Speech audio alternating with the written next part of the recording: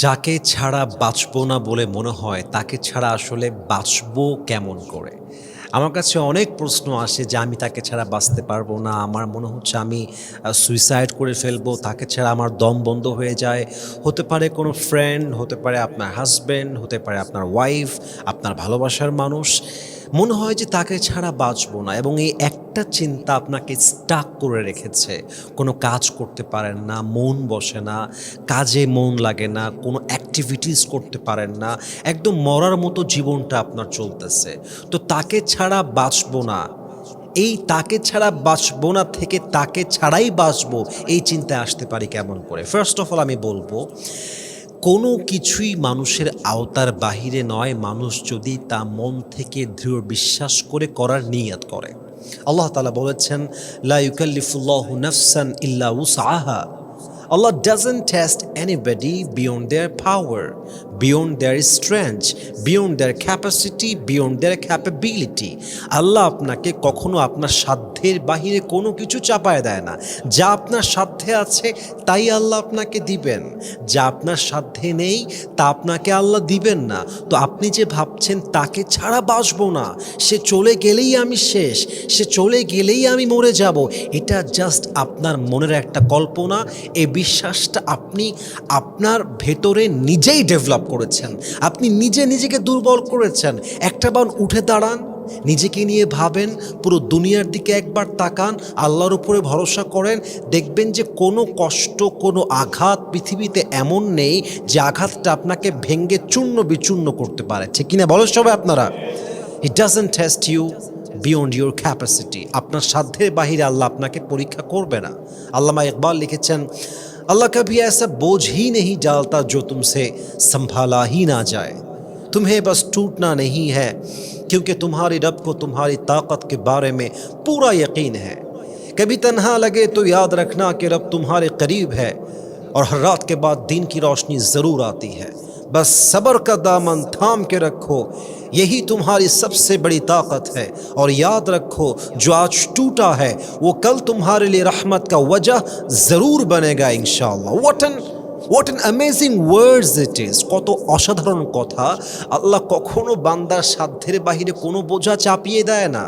যা আজকে তোমার ভেঙে যাওয়ার কারণ হচ্ছে, আগামীকাল এটা তোমার উঠে দাঁড়াবার কারণ হবে। যে কারণে তুমি আজকে ভেঙে যাচ্ছ, কালকে এই কারণটাকে ইস্যু করে তুমি তোমার জীবনে সফল হতে পারো। এজন্য মেহেরবানি করে প্রথমত বিশ্বাস করেন, তাকে ছাড়া যে বাঁচবো না এই যে চিন্তা, এটা সত্য নয়। আল্লাহ বলছে, বান্দা তুই চাইলেই করতে পারিস, তোর সাধ্যের ভেতরেই আমি সব কিছু রেখে দিয়েছি। দেখেন তো, একবার ভাবেন তো, আপনার আজকে মনে হচ্ছে মা ছাড়া আমার পুরো পৃথিবীটাই অচল।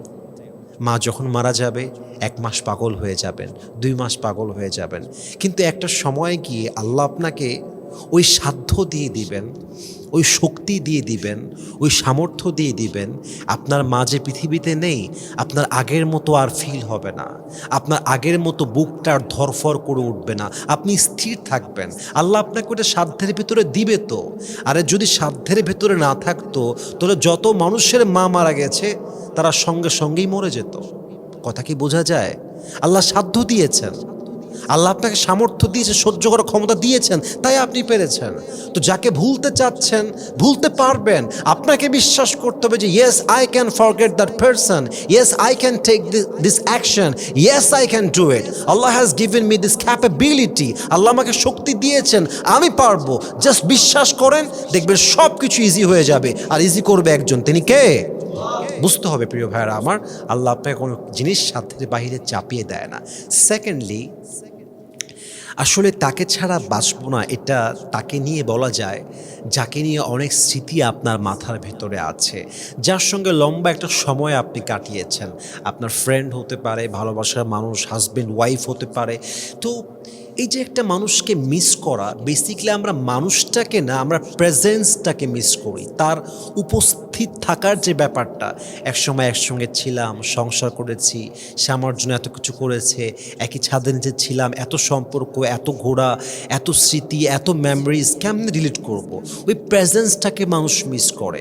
তখন মানুষ নিজেকে ফোর্স করে ওই মানুষটাকে আবার আনার জন্য, তাকে আবার কানেক্ট করার জন্য, তার কাছে আবার কাম ব্যাক করার জন্য। এখন আপনি একটা জিনিস খুব মনোযোগ দিয়ে বুঝবেন, কোনো মানুষকে চাইলেই সাথে সাথে ভোলা যায় না, এটা অসম্ভব। কোনো মানুষকে চাইলেই সাথে সাথে ভোলা যায় না। এটা আপনার brain, it is not a device, it is not a computer, it's not a laptop যে আপনি কোনো একটা ফটোতে গেলেন, ডিলিট বাটনে ক্লিক করলেন আর এই ফটোটা অটোমেটিক্যালি আপনার গ্যালারি থেকে ডিলিট হয়ে যাবে। It is not like that. এটা মানুষের ব্রেইন, এখান থেকে কোনো একটা স্মৃতি মুছতে সময় লাগে। আচ্ছা, প্রশ্ন হচ্ছে তাহলে কি আমি আজীবনের জন্য ভুলে যেতে পারবো আস্তে আস্তে? না, আপনি আজীবনের জন্য কাউকে ভুলতে পারবেন না, মৃত্যুর আগেও মনে পড়তে পারে। কিন্তু ব্যাপারটা কি, আজকে যদি তাকে মনে পড়ে দম বন্ধ হয়ে যায়, 1 মাস পরে দমটা আর বন্ধ হবে না। 1 মাস পরে যখন বুকটা ধরফর করে উঠবে, 2 মাস পরে গিয়ে বুকটার ধরফর করবে না। 3 মাস পরে গিয়ে চোখের পানি আসতো, ওইটা আর আসবে না। 4 মাস পরে আপনি ইজি হয়ে যাবেন, 5 মাস পরে আপনি হালকা হয়ে যাবেন, 6 মাস পরে আপনি সব কিছু ভুলে এমন একটা জীবন স্টার্ট করবেন যেন তার কোনো অস্তিত্বই আপনার জীবনে ছিল না। ঠিক কিনা বলেন সবাই আপনারা? টেক ইউর টাইম, রিল্যাক্স, সময় নেন, স্থির হন। আপনি আপনার নিজেকে নিয়ে ভাবেন, আমি আমার নিজেকে নিয়ে ভাবি। আমাদের জীবনে এমন অনেক কষ্ট অনেক সময় এসেছে, মনে হচ্ছিল সব শেষ, সামনে সব রাস্তা বন্ধ হয়ে গেল, আর হয়তো কিছু হবে না, এই তো সব শেষ হয়ে গেল। কিন্তু আজকে দেখেন আপনি সুস্থ আছেন, আজকে আমাকে দেখেন আমি কথা বলছি, আজকে আমাকে দেখেন আমি কামাই করছি, আমি হাসছি, খুশি আছি। কিন্তু আমার জীবনের ট্র্যাজেডি আমি জানি, and you know your tragedy, আপনি আপনারটা জানেন। জীবনের কোনো কষ্ট স্থায়ী নয়। فإن مع العسر يسرا إن مع العسر يسرا Indeed, with every hardship there is ease. প্রত্যেক কষ্টের সাথেই স্বস্তি রয়েছে, প্রত্যেক কষ্টের সাথেই সুখের সন্ধান রয়েছে। So please believe it first. বিশ্বাস করেন এই কথাটা, আপনি মাথায় রাখবেন। আপনি যদি কঠিন করেন, এটা কঠিন। If you want to make it easy, it is easy. আপনি সহজ করেন, মাথায় রাখেন যে একদিনে ভোলা যাবে না। ডিস্টেন্সটা একদিনে আনবেন না, আস্তে আস্তে আনেন, আস্তে আস্তে ছাড়েন, আস্তে আস্তে বের হন। হতে পারে হারাম রিলেশনশিপ, হতে পারে হাজব্যান্ড ওয়াইফের রিলেশনশিপটা এমন পর্যায়ে গেছে যে বিচ্ছেদটাই আসল সমাধান, এছাড়া অন্য কোনো সমাধান নেই। আস্তে আস্তে ডিস্টেন্সে আসেন। একদিনেই 3 তালাক দিয়েন না, একদিনে সব শেষ করে ফেলেন না, আস্তে আস্তে দূরত্ব তৈরি করেন। যত আস্তে আস্তে করবেন, এটা আপনার জন্য it will be more easy for you. আর একটা বিষয় উল্লেখ করতে চাই, দেখেন আপনি যখন কাউকে ছাড়া বাঁচতে চাচ্ছেন, এটার জন্য সবচেয়ে বড় বিষয় হচ্ছে 2টা। এক হচ্ছে আল্লাহর উপরে ভরসা, 2 হচ্ছে ধৈর্যের পরিচয় দেওয়া। আমি আবারও বলছি, কাউকে ছাড়া বাঁচতে চাই, এই বিশ্বাসে আসার জন্য 2টা জিনিস মাস্ট লাগবে। 1 আল্লাহর উপরে ভরসা, 2 হচ্ছে ধৈর্যের পরিচয়। আল্লাহর উপরে ভরসা মানে কি, যখনই কাউকে নিয়ে আপনার মনে হচ্ছে বাঁচবো না, হাজব্যান্ড হতে পারে, ওয়াইফ হতে পারে, হারাম রিলেশনশিপ ছিল, বয়ফ্রেন্ড হতে পারে, গার্লফ্রেন্ড হতে পারে, ফ্রেন্ড কেউ হতে পারে, আপনি জাস্ট বলবেন, আল্লাহ তুমি আমার জন্য সহজ করে দাও। আল্লাহ তোমাকে আমি বিশ্বাস করি, তুমি আমার ভরসা। আল্লাহ তুমি আমার মনটাকে সহজ করো, আমাকে ভোলার তৌফিক দান করো, এই কষ্টকে তুমি আমার জন্য ইজি করে দাও। আল্লাহ আমি আমার ভরসাকে তোমার উপরে রাখলাম, এটা আল্লাহকে বলবেন, দোয়া করবেন আল্লাহর কাছে। 2 নাম্বার সবর। সবর মানে কি, অস্থির হয়ে যাবেন না, পাগল হয়ে যাবেন না, তাকেই লাগবে, তাকে ছাড়া বাঁচবো না। আপনি এটা যত বলবেন, যাকে ছাড়া আপনি বাঁচতে পারছেন না, ও আপনাকে আরও বেশি অবহেলা করবে। এটা পৃথিবীর বাস্তব কথা। আপনি যদি মানুষকে বলেন যে আমি তোমাকে ছাড়া বাঁচবো না, মানুষ এত বেঈমান যে ও আপনাকে বাঁচতেই দিবে না। And that is the reality.